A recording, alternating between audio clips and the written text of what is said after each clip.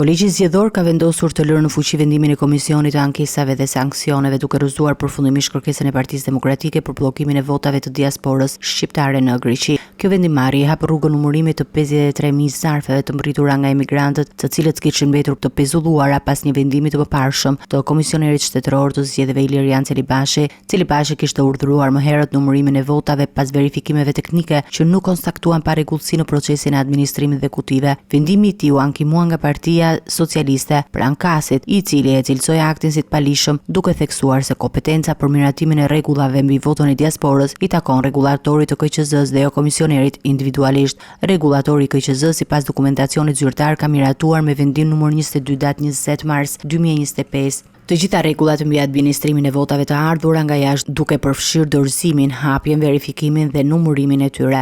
Pavarësisht vendimit të KAS, Partia Demokratike vijoi betejën ligjore duke çuar mbështetje në kolegjin zgjedhor. Kërkesa e dorëzuar nga përfaqësuesit ligjor të Partisë Demokratike Marashlogu kishte si synim rrëzimin e vendimit të KAS-it, si dhe rikthimin në fuqi të vendimit fillestar të kryekomisionerit Celibashi, por edhe kjo përpjekje dështoi.